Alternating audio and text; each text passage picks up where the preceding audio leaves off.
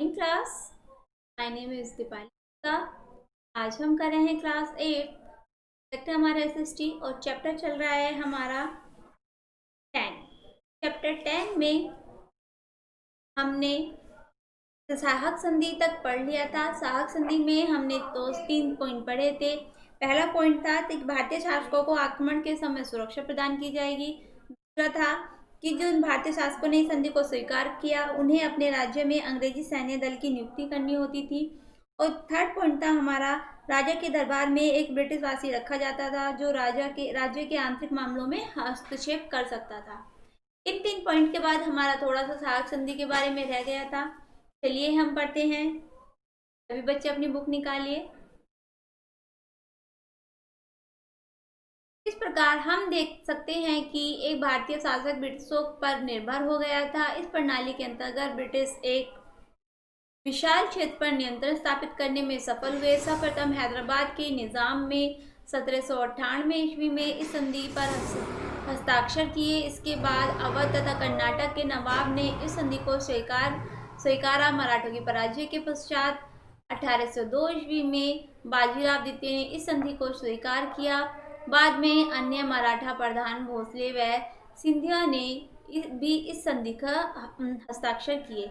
लेकिन धीरे धीरे जैसे ब्रिटिशों का अधिकार या अंग्रेजों का स्वामित्व भारत पे बढ़ता जा रहा था, वैसे वैसे इनके द्वारा जो संधियाँ लागू की गई थी उनमें लोग जुड़ते जा रहे थे। जैसे इसमें बताया गया है कि बाजीराव द्वितीय ने भी संधि को स्वीकार किया और जो मराठा प्रधान थे भोसले, वो उन्होंने भी इस जो संधि थी इस पे हस्ताक्षर किए।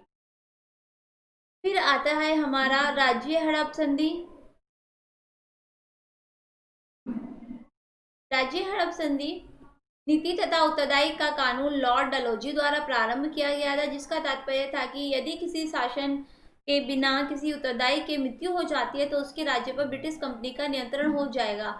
इससे पूर्व जब किसी पुत्रहीन शासन की मृत्यु हो जाती थी तो उस समय के उत्तराधिकारी के लिए उसकी किसी संबंधी को गोद ले लिया जाता था, किंतु इस नीति ने शासकों के लिए यह अनिवार्य कर दिया कि वह किसी को गोद लेने से पूर्व कंपनी की सहमति प्राप्त करे तथा कंपनी अधिकांश ऐसे भारतीय शासकों को पुत्र गोद लेने की सहमति नहीं देती थी। वह राज्य को इस नीति के अंतर्गत ब्रिटिश द्वारा ले लिए गए उनमें सतारा, झांसी तथा नागपुर थे। अन्य राज्यों को ब्रिटिश कंपनी द्वारा हड़प लिए गए वे बुंदेलखंड में, जयपुर उड़ीसा में, संबलपुर शिमला के निकट, भगत राजस्थान में, उदयपुर तथा अनेक अन्य छोटे राज्य थे। इस प्रकार हम देख सकते हैं कि इन दोनों नीतियों ने भारत में ब्रिटिश साम्राज्य के विस्तार में ब्रिटिशों की काफी हद तक मदद की। देखिए ये आपको आपकी बुक में डायग्राम दिखाई दे रहा होगा। ये किसका डायग्राम है? रानी लक्ष्मीबाई का। रानी लक्ष्मीबाई के बारे में हम काफ़ी बार अनेक अनेक पुस्तकों में पढ़ चुके हैं, तो इनके जीवन परिचय से आप भली भांति से परिचित होंगे। हम पढ़ रहे हैं राज्य हड़प नीति, जिसमें बताया गया है कि रानी लक्ष्मीबाई के जो राज्य हड़पा गया था वो भी इस नीति के अकॉर्डिंग ही था। क्या थी ये नीति? इस नीति में होता क्या था, जब कोई राजा होता था उसके बिना किसी संतान की मृत्यु हो जाती थी तो जो ब्रिटिश सरकार थी वो उनके राज्य को छीन लेती थी। लेकिन जब ब्रिटिश सरकार का स्वामित्व नहीं था तो उस समय जब ऐसी कंडीशन कभी आती थी तो वो के लोग क्या करते थे, उनके सगी संबंधित को गोद ले लिया करते थे। लेकिन इस पे जब ब्रिटिश सरकार ने अपना स्वामित्व जमाना स्टार्ट किया, इस नियम को बदल दिया और ज़रूरी कर दिया कि वो कंपनी की परमिशन ले किसी बच्चे को गोद लेने से पहले, ठीक है। और मोस्टली वो क्या करते थे, इस चीज को मना ही कर देते थे कि आप ये नहीं कर सकते, ताकि वो उस राज्य पर अपना स्वामित्व जमा सके।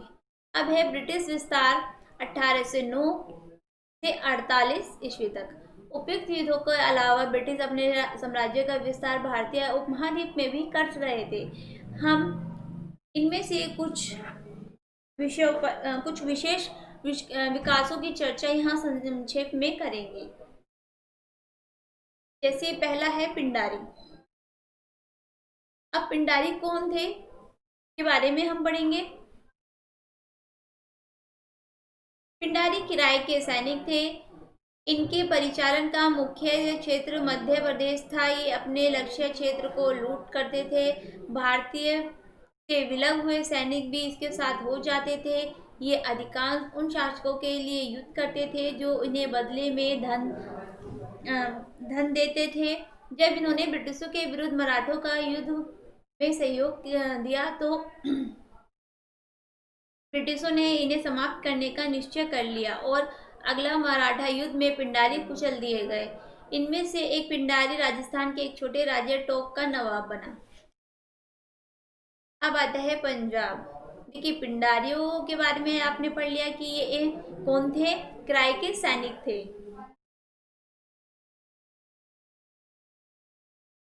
मुगलों के विरुद्ध युद्ध करने वाले बंदा बहादुर की मृत्यु के पश्चात सिखों की शक्ति क्षीण हो गई। पंजाब 12 मिसलों में बटा जिसके प्रधान अलग अलग व्यक्ति थे।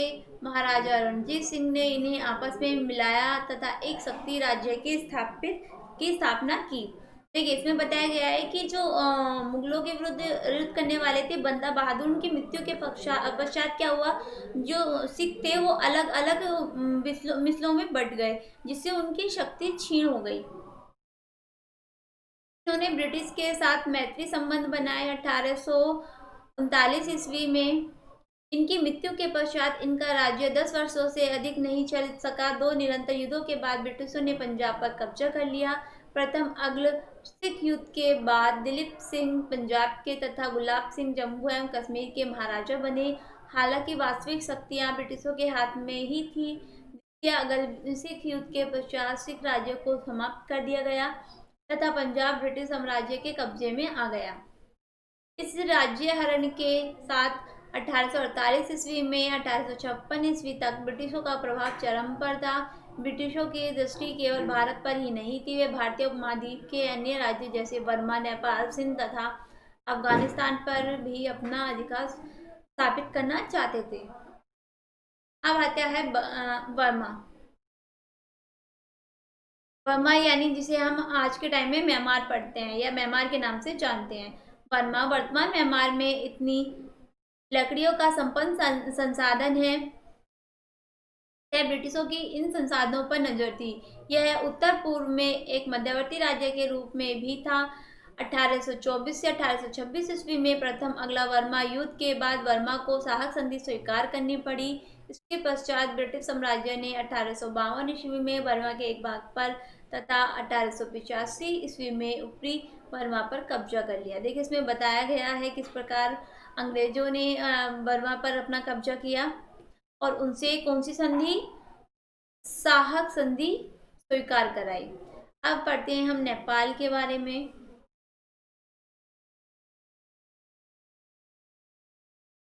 1815 ईस्वी में शांति संधि पर हस्ताक्षर करने के बाद नेपाल ब्रिटिश का मैत्री राज्य बन गया। इसमें ब्रिटिशों को अत्यधिक लाभ मिला क्योंकि अब वे बहादुर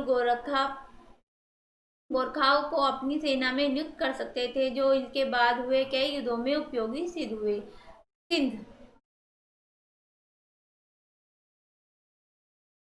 ब्रिटिश सिंध पर अपना अधिकार स्थापित करना चाहते थे क्योंकि यह अफगानिस्तान तथा मध्य एशिया के साथ व्यापार मार्ग में जुड़ा था। इसके अलावा इन्हें यह भी भय था कि महाराजा रणजीत सिंह सिंध पर कब्जा कर सकते थे क्योंकि वे समुद्री मार्ग तक अपनी पहुंच बनाना चाहते थे। हालांकि ब्रिटिशों ने के अफगानिस्तान के साथ युद्ध में ने भी सिंध के महत्व को सिद्ध किया क्योंकि इसने आपूर्ति तथा दृढ़ीकरण के लिए एक महत्वपूर्ण मार्ग उपलब्ध कराया। कई छोटे युद्धों के बाद सिंध 1843 ईस्वी में ब्रिटिशों के नियंत्रण में आ गया।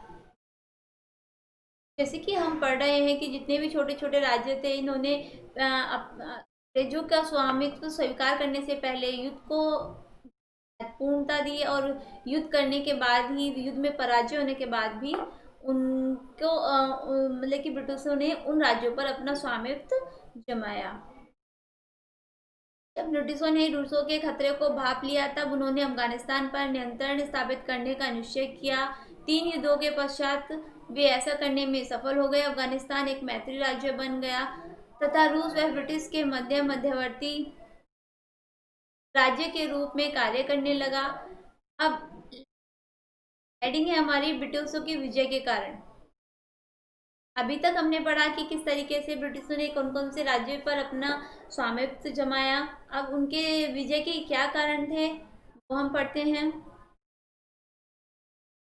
यह बहुत ही आश्चर्य का विषय है कि ब्रिटिश यहाँ व्यापारी के रूप में आए तथा भारतीयों की मदद से ही शासक बन गए।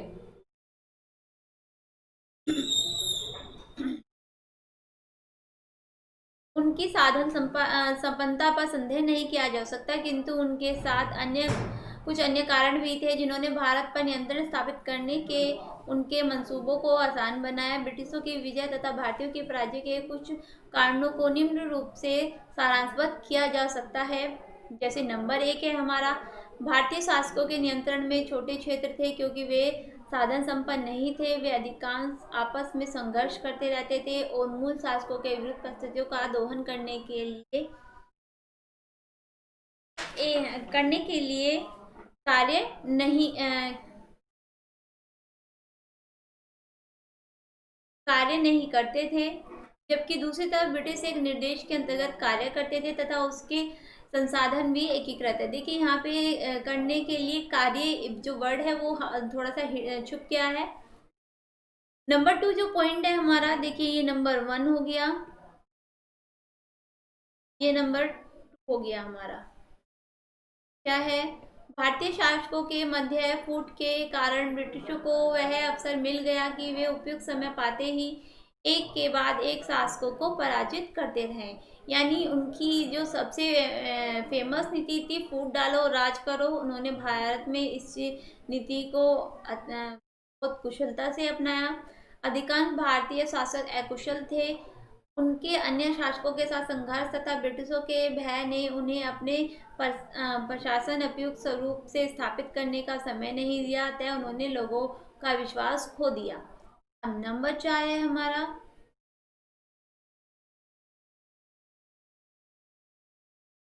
यूरोप में हुई औद्योगिक क्रांति ने ब्रिटिशों को युद्ध में आधुनिक तकनीक प्रदान की जिसका मुकाबला भारतीय शासकों के नहीं कर सकते थे। उदाहरण के लिए जब मैसूर और ब्रिटिश पहली बार आमने सामने आए तब वे समान तकनीकी से सुसज्जित नहीं थे, किंतु 18वीं शताब्दी के अंत में ब्रिटिशों की गोला बारूद की शक्ति के सामने मैसूर किसी प्रकार से टिक नहीं पाया। ठीक है, अब इसका जो हमारा लास्ट पॉइंट है वो है पॉइंट नंबर 5।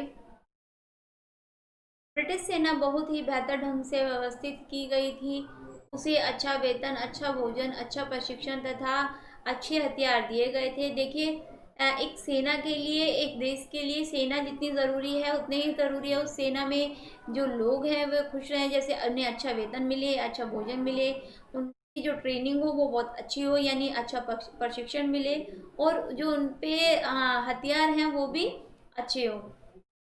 जबकि दूसरी तरफ भारतीय शासकों की सेना पर उनके किसी भी क्षेत्र में कोई मुकाबला नहीं था। यही कारण था कि ब्रिटिशों की छोटी सेना भारतीयों की बड़ी सेना से अधिकांश बेहतर थी। यानी जो भारतीय सैनिक थे उनके पास क्या हथियारों की कमी थी, जो सैनिक थे उनको जो वो अच्छे से प्रशिक्षित नहीं थे। तो यही कारण था कि भारत जो अंग्रेज थे वो भारत पे कब्जा करते चले गए। चलिए तो आइए हमारा चैप्टर 10 यहीं ख़त्म होता है। इसके नोट्स में आपको व्हाट्सएप के माध्यम से भेज दिए जाएंगे। आज के लिए इतना ही। Thank you.